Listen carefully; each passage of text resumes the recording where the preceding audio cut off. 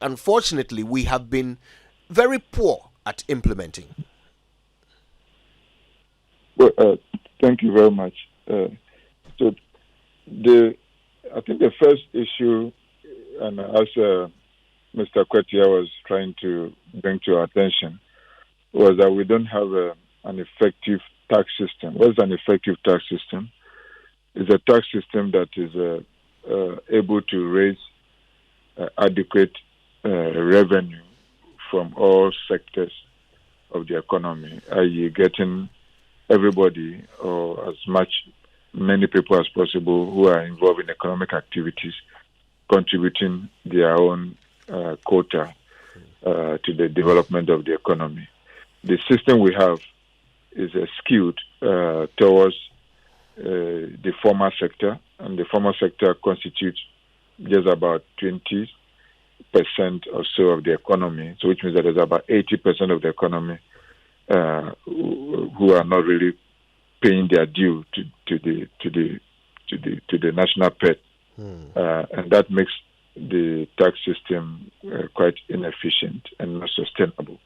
And the large sector of it is mainly the self-employed people who are not employees in other government or civil servants, or who are not employees in the formal sector like yourself or myself as a lecturer. Those who are doing their own businesses, i.e. hairdressers or seamstresses or barbers or mechanics or masons, electricians, professionals who are consultants, some doctors who are doing professional services as private consultant or locum, some architects and those who are doing their professional work, earning good money, more than your salary, more than a lecturer's salary or a cleaner's salary or a security person in the bank salary.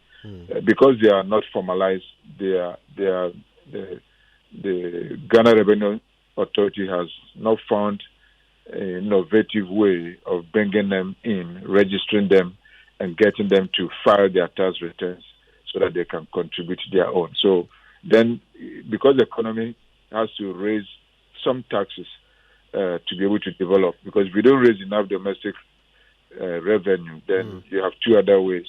You need to either borrow from your central bank, and that's why we borrowed a lot over the last years, because the tax revenues were low, just around 13% of GDP, when in Africa it's about 16 to 17% of GDP. Some African countries are doing above 20%. Ghana has done 24% of GDP before under President Kufuor. And in OECD countries, they are doing around 30 to 35% of GDP. Yeah. So it means that our tax efforts are low. Our tax capacity is good, but we are not making enough effort to collect. And if you don't raise enough revenue here, then you need to borrow, either domestically through the treasury bill, through the central bank, or you have to borrow from the international market. And that's why we have borrowed also from the international market. So we need to have a national conversation on how to make our tax system more resilient and more efficient and more buoyant, and putting more effort to raise enough revenue. Yeah. At least we must go to 18% of GDP, or go to what we had before, some 20 to 24% of GDP. Yeah, a big part of that is enforcement. And and I think there are some very obvious examples of enforcement lapses. We were talking on the show earlier, and none of my colleagues could remember the last time they went to a restaurant and got a VAT receipt.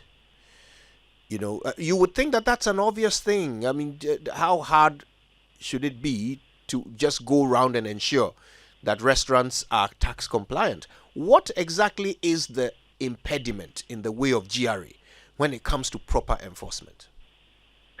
Yeah, that's a big issue. I don't understand, because I've also been to a restaurant, yes, in fact even a hotel, a resort, and they didn't give me the VAT receipt. I demanded for it, and it was taking me hours, so I left. Okay, and this is not a small. This is a big hotel. It's a big restaurant.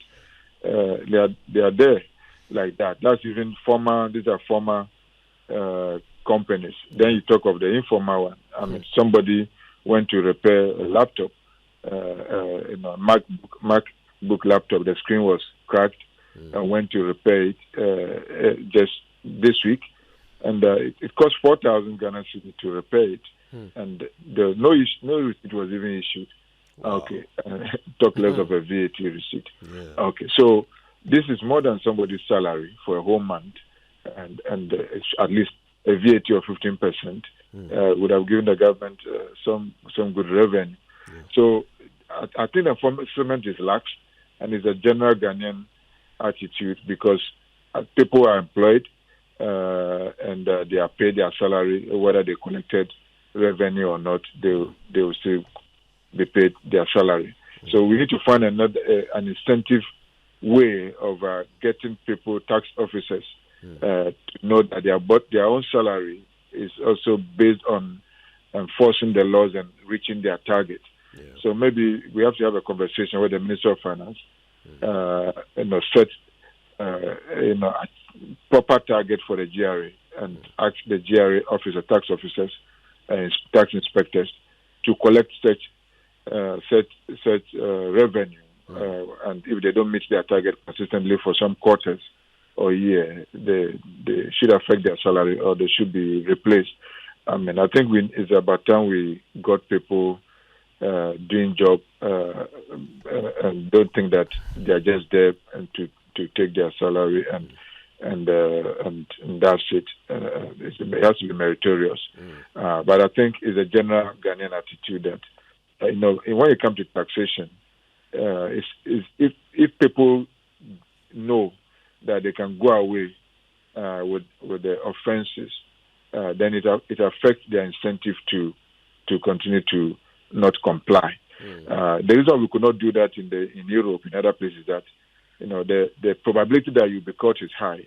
Okay, in economics we studied why people commit crime. The determinants of committing crime is to find out what is the probability of being arrested, if the public, and then what is the probability of being punished if arrested. These are the two determinants, and what is the benefit of the crime. 3.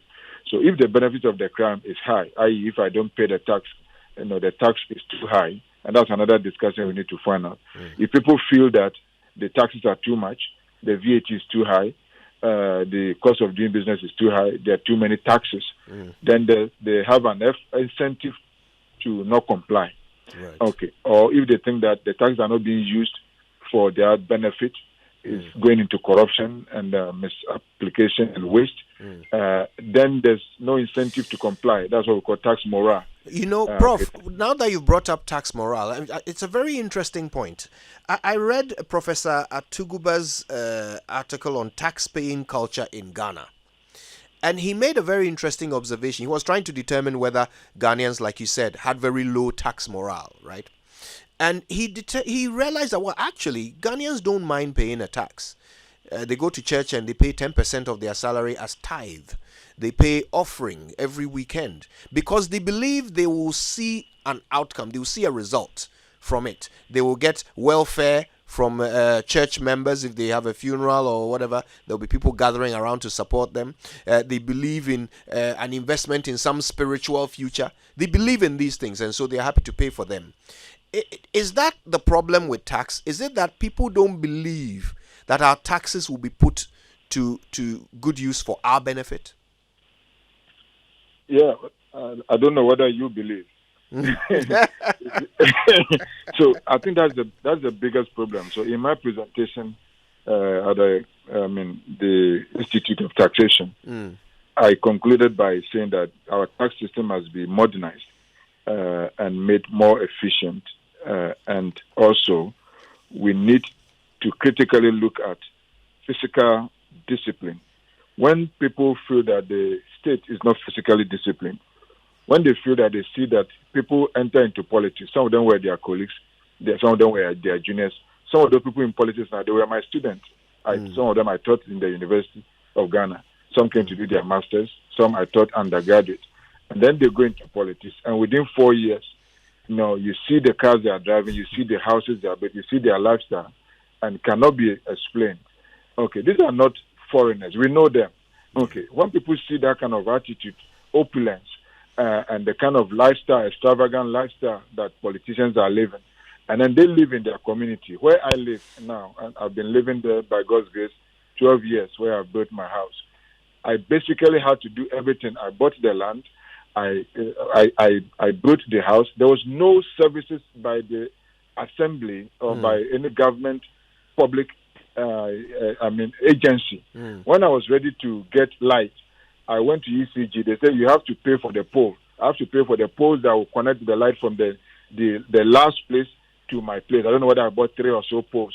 I had to pay for the cable to draw the light.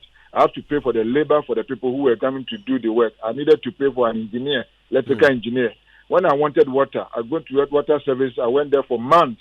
Eventually, they gave me a bill that I have to pay for labor to dig, to connect, and pay for the pipe and everything that was going to bring, including the meter that would bring power. It's not like that in Europe. Okay. So if when some thieves came to my house and I went to the police station, I stayed there for hours. Eventually, they said there was no car. Eventually, when I got them to my house, they said they need to bring somebody to come and do a forensic, and they can only bring it from the person from head office. And I needed to pay for somebody to come from head office all the way to come and do forensic. All of that, nothing came about it. Wow. If people are not sure that the tax they are paying is bringing good public services, emergency services, ambulance, fire service here and there, there's no morale.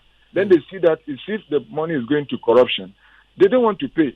Their road where I live, dust. I've been living here in a dusty place in an estate. I'm talking about Adenta estate. Dust in front of my house for 12 years. No gutter. When it rains, the road is not accessible.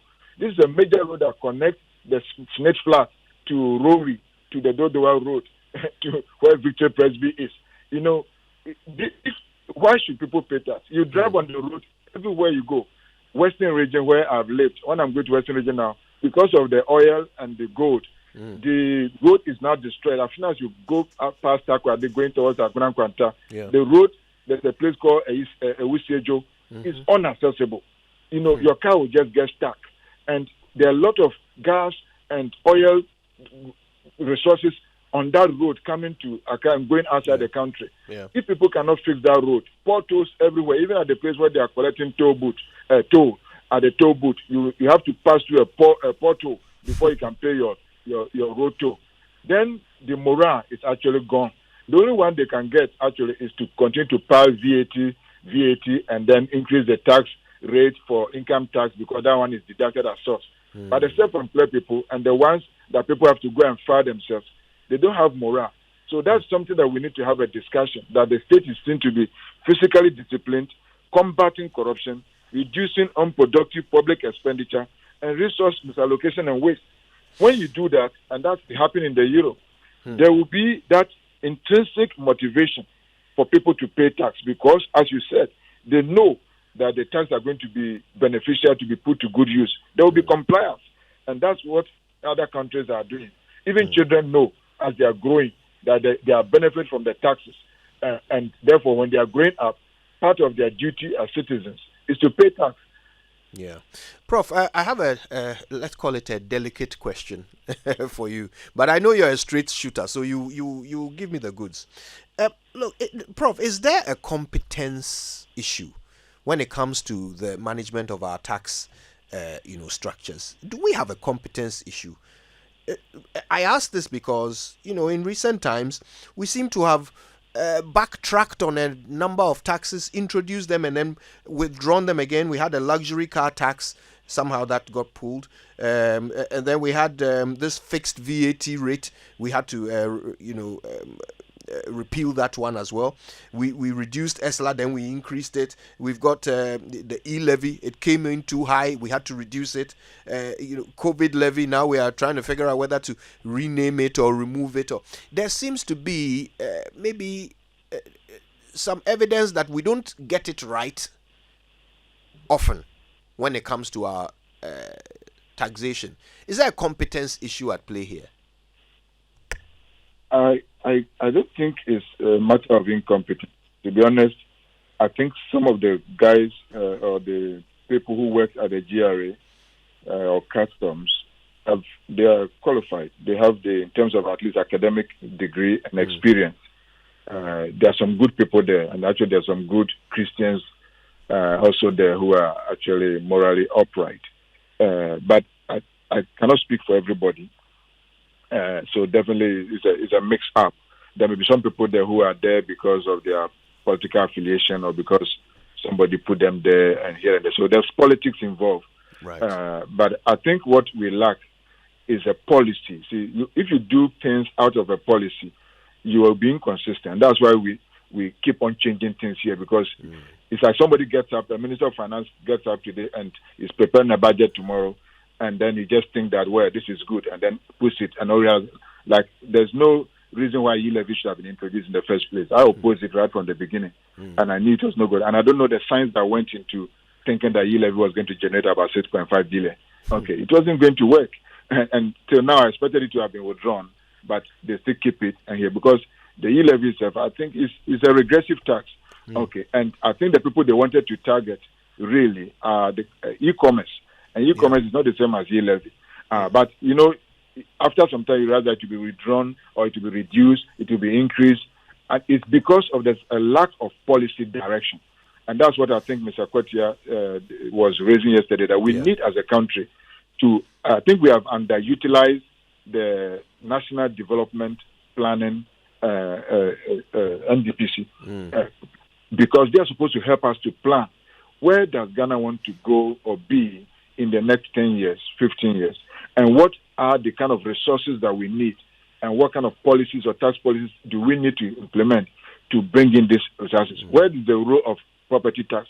What's the role of duties and fees, and what's the role of income tax? How do we bring in the self-employed? Then there's a comprehensive discussion and a plan and an act passed in Parliament to back these things and then to go on. These things are not done. So everything is left to some consultants. Sometimes some of these ideas even come from abroad. It will be IMF will come and say, okay, if you want us to give you money, you must do this. Sometimes from the World Bank. Sometimes from one consultant, professor somewhere, they go and get from US, who say this is what is being done in the US, do that.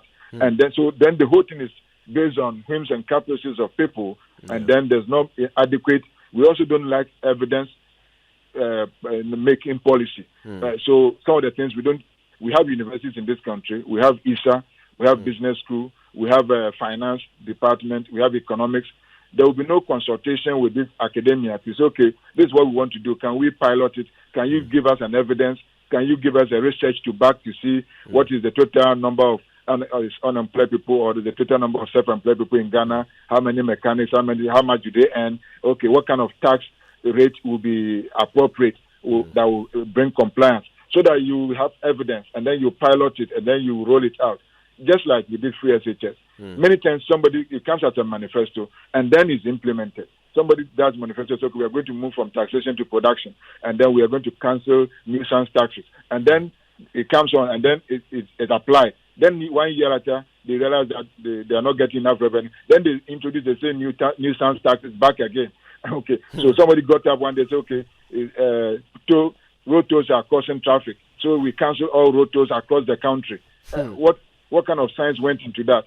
Do you really think that that was the best decision, that now people can drive, cars can come all the way from Niger, Burkina, come bring onion, go through on our roads, destroy the roads, and they don't pay even 1 cedi road toll and drive back? And then because we say it's traffic, is there no other way, scientific way of solving traffic problem or getting people to pay road tolls? Are they not paying road tolls in Asia, in China, in other countries? So it's gone back. Another minister will come and bring it, and then another person will come and take it away, like we have done with free SHS. 4 years, 3 years, we change the curriculum. That's the way we have been developing as a country. It's not just about taxation. There's not been a proper long-term thinking and planning, and then having policies that are enduring and sustainable, that can be applied through various regimes. And I think that's something that we need to sit down and have a national discussion. What is the role of the National Development Planning Commission, and how can we have plans and policies that are effective? Now, I don't know who government goes to for advice on taxation, but does Issa and yourself, do you not advise government sometimes when you, for example, with the e-levy thing, or any other tax proposal that you think will not work? Do you advise government? Well, we do. Individuals in our capacity as an economist, just as I'm talking to you, Yeah. I have an obligation as a citizen and as an economist, with the little knowledge that I know, that if something is good, for me to say it's good and to applaud government and to encourage them to do. So I do that by speaking as I'm speaking and by writing. Yeah. And when something is not good, sometimes I write or I speak, I raise an alarm. So sometimes the institution also, as you said, we speak, we do programs and we talk. Sometimes we write. Sometimes we are consulted. Many times we are not. But whatever we do, it's not something that's binding. So sometimes they take it. And we are not the only people speaking. I think the government also has many advisors, and other people are speaking. Issa is speaking, Imani is speaking, IEA is speaking, many people are speaking. So because we have not been brought on the same table, everybody speaks, and then the government picks whatever he wants. Right. I think sometimes they listen more to foreign advice. Now, we Ghanaians, we believe more in exotic ideas than domestic ideas. So even if I speak and somebody comes to speak from the IMF, mine will be rubbish. It seems as if the white man speaking from IMF is a better economist than me, that Ghanaian. So you know that some of the things that some of this debt exchange here and there, some of us we spoke about the form and shape of which the debt exchange was going on. We knew that was going to bring problem to the central bank. It was going to bring problem to many of the financial sector. Nobody listened to us because the IMF was insisting that this is the way to go. And so when you're now talking about central bank making losses here and there, it's not as if we didn't know that this was going to happen.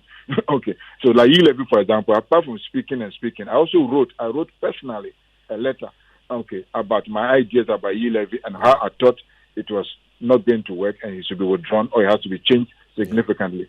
The letter was sent all the way to the Minister of Finance. It was not even acknowledged, and nobody responded to it. Okay, so that's the little we can do. We can't do anything beyond that. It's just to publish, to write, to speak. But of course, we are not in government. We are not elected. So they are the ones that are going for election, and they have the responsibility. So we don't think that they must, by all means, take the advice we give them. They will take it, consider it, look at the political economic situation, what will give them their vote, and what they think is implement. They need their money, so they think that what will generate the resources for them. Or sometimes it's also political, something you have to understand, because some of the things people are taking the decision, they have self-interest. Okay, so if for example, if you want to ban, for example, the importation of rice or the importation of imported poultry, and you want to subsidize our poultry industry in Ghana, when that decision gets to cabinet or parliament, there will be people there who will not support it because they are involved in business in that industry, and they will not allow you to go. So over the years, I've learned that I've worked with several ministers, NDC, MPP, and sometimes I don't know why they don't take counsel or advice that you can see that this is clear common sense. And then later on, you realize that, look, it's because when they go to discuss this thing, there are political interests, and there are people who said, no, we don't like it. If you do that, it will affect our chances, it will affect our constituency, or it will affect some of our own personal, private business interests. There are people who are importing rice into this country, and they are not interested in the Ghanaian rice industry to succeed. There are people who are not interested in our Ghana poultry industry or agriculture to succeed, because their own livelihoods and their wealth is based on their importation of poultry into this system. Right. So you'll be surprised why, as a country, we are still dependent on importation and import dependent, when we could have resources to develop our own domestic agriculture, poultry, fishing industry. Because I know that their political interest, their self-interest there. So politics is trying to whip economics, and that's why we now have a field of economics called political economy. Sometimes what makes economic sense doesn't make political sense for the people who have to make the decision. So you can shout as an economist and write all you want to write, but the people are not economists. They are politicians first of all. So they are looking at what actually is their interest, and sometimes the interests are not aligned. Prof, one thing you are right about is that there is a big need for a national conversation, and I believe you have just started it. So we appreciate the time you've spent with us this morning and the insights you've shared. Professor Charles Ackah is an economist. He's an associate professor at the Institute of Statistics, Social and Economic Research, and that's ISSER. Thank you so much, Prof. Thanks for having me.